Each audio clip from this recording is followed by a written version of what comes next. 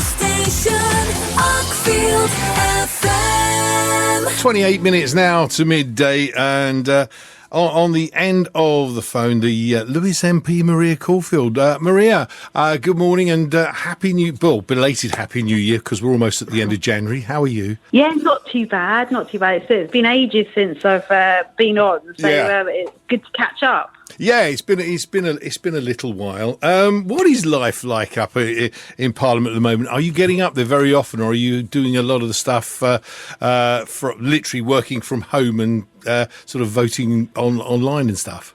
I'm a whip, so I do have to be up there most weeks. So I had my bill committee last week on telecom security, so I was up there, and this week I'll be back. You'll see me sitting on the front bench making notes or reading out the votes.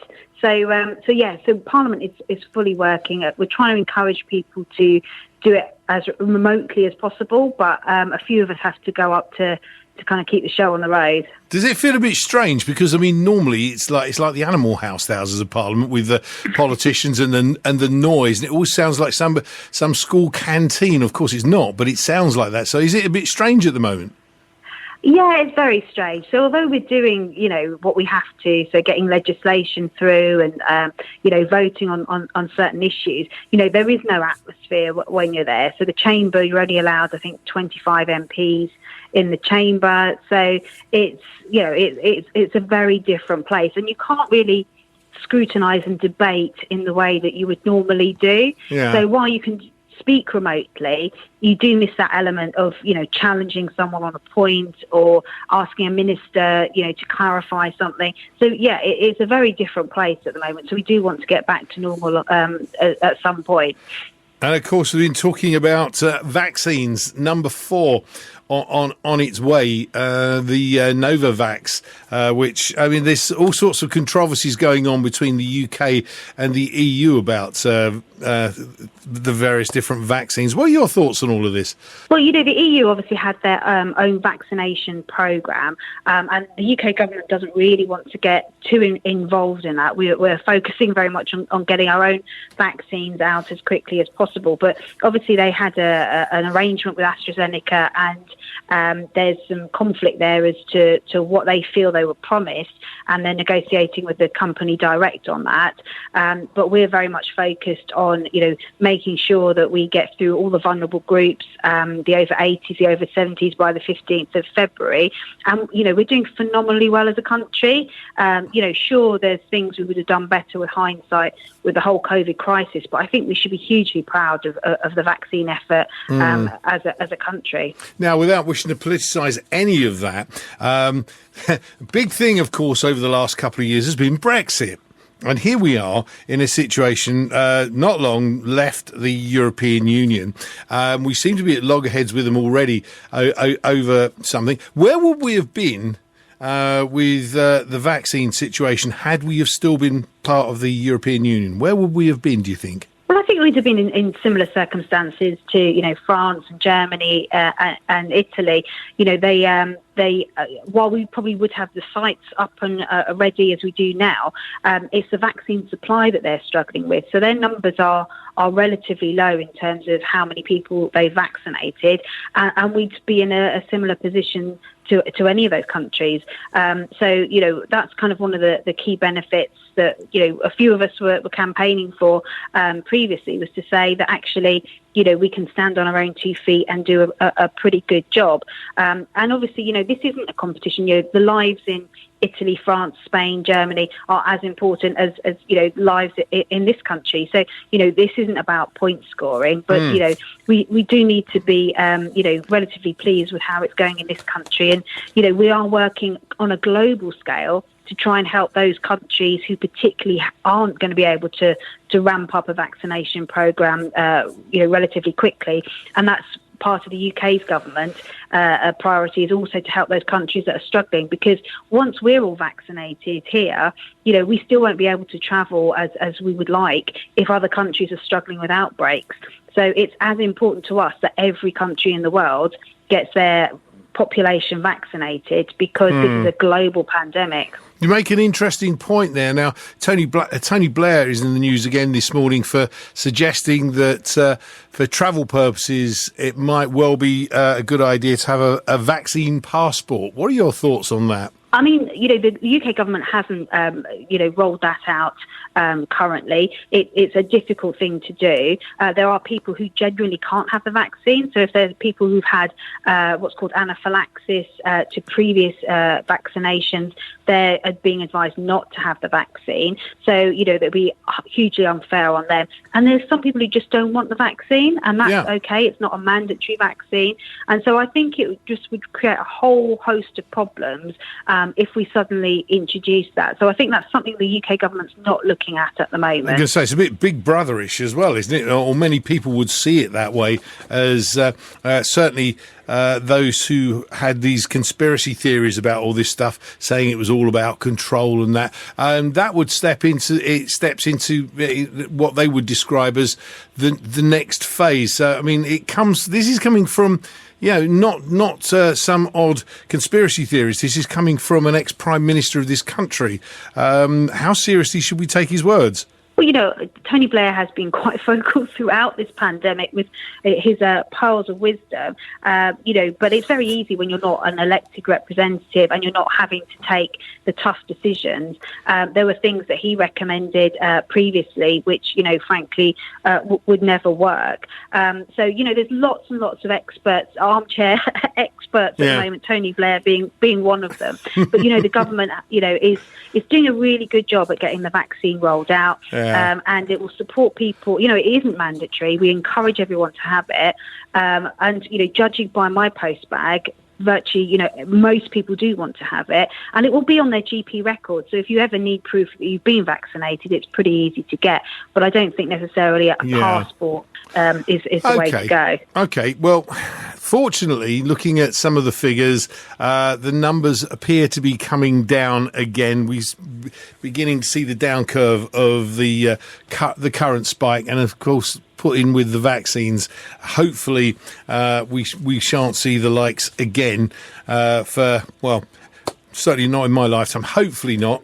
But it's put a dreadful strain on health service and the people that work within it. And I know that you actually do shifts in hospitals. What's it been like? I mean, I've kind of been working back on the hospital wards since March, really. So I kind of been following it through. And, in March, it was very, very busy, but we had cancelled all other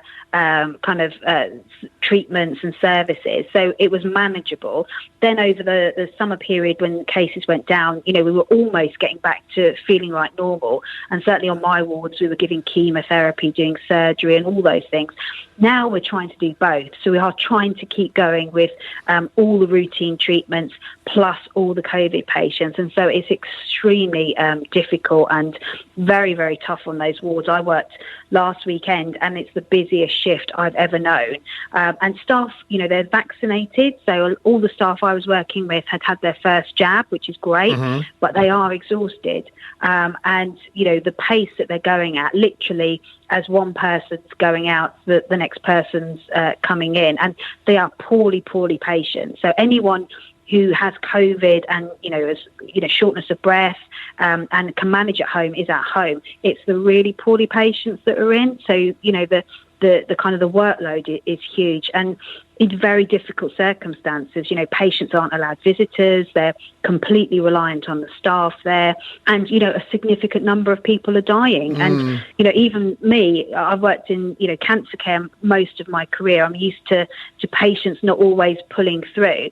But the sheer level of number of patients dying on the ward is very, very difficult for staff. So, once this is all over and done with, it will take a long time for staff to kind of physically and mentally recover from the last 12 months. I was going to say that there's the mental health issue with all of this, that it's going to be tough once this is all over, getting back to some semblance of normality, isn't it? It is, and I think we're all going to be on edge, for the rest of this year, really, looking for spikes in outbreaks. And, the vaccine is truly the light at the end of the tunnel. But there will be people who've had treatment delayed or not given that, we'll be picking up the pieces from for the months, going forward. And so, there are many, many people who have been affected by this pandemic, not necessarily had the virus themselves, but if they're, waiting for an operation, if the treatment they had didn't go ahead, they're very, very anxious at the moment to know when that can happen. Okay. The other strand to all of this is schools. Now, again, the vaccine comes into this because, say, 3-4 weeks ago, everybody's saying, you've got to shut the schools. You've got to shut the schools because it's a spreader of the virus. 3 weeks into the new year, you've got to open the schools. You've got to open the schools. Are we sort of rather guilty of reacting to what our newspaper industry is printing? Yeah, I think there is a danger of that, and I certainly felt for the Prime Minister this week when, he had to make that terrible announcement that, there'd been 100,000 deaths, and, people were very critical of, him reacting slowly. But when, around the September, October time when we were being really tough, he was being criticised for being, cancelling Christmas and, being too draconian. So it does sometimes feel like whatever decision you make is the wrong one, and that's why, it's so difficult to be in government at the moment, because there are no right or wrong answers. They're just difficult decisions every time. And schools are hugely important, for our children, for their education, but also for their mental health and their, learning their social skills as well. So, we do want to get schools open as soon as it's safe to do so. And it's not that the schools themselves are, at risk, because if you look at the figures, you get relatively low incidences in schools, particularly the younger the children are. But it's all that movement of parents and staff and, just adding to the movement of people in your local area.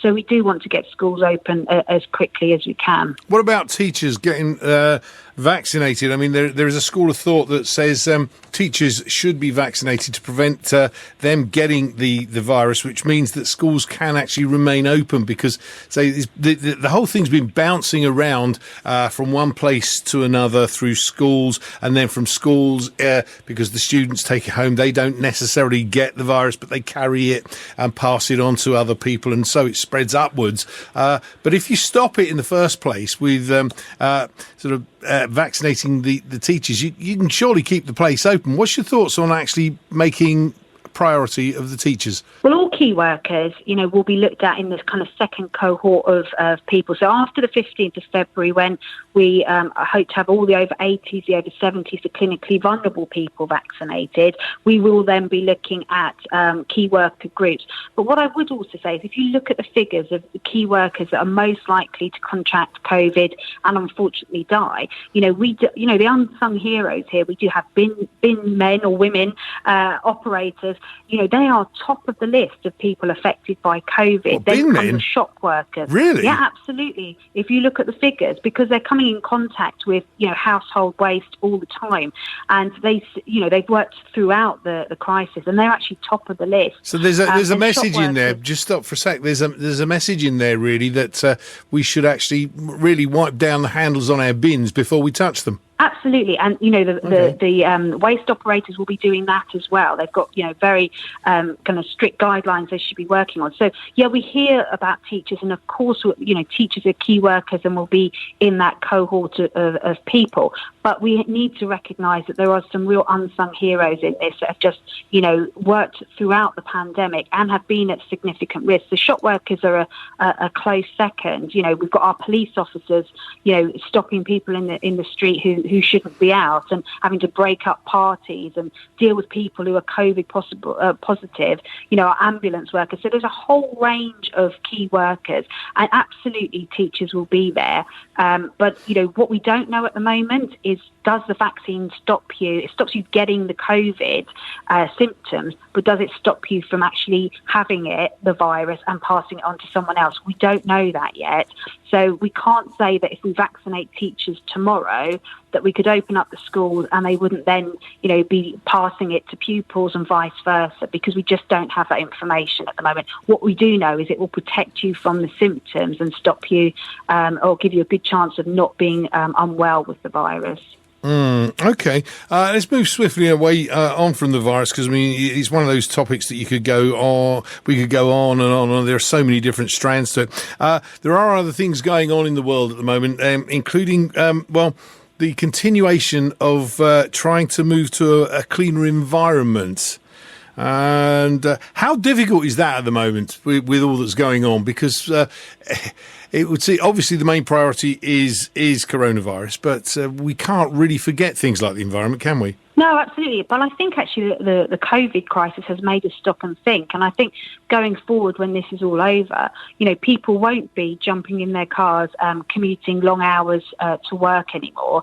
Even just travelling even by public transport. Working from home and using digital technology will really change our carbon footprint going forward.